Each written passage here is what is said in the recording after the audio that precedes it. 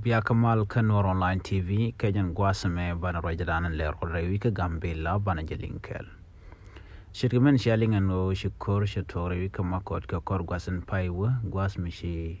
Deshni, Chicken Nathan Conlan Nur, Tintere, Wish Kamako, Chicken Kamak, Kashikanat, Chicken Kanaka, Shakan Nagnaba.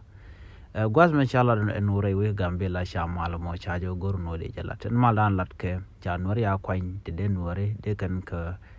would look here, they can mal, they can go, they can know.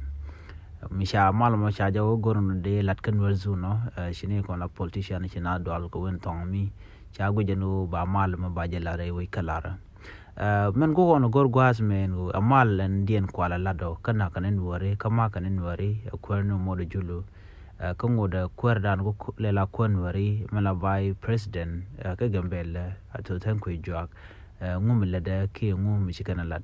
ko nang nware shi jan chang nyam lan wala ka na kan shang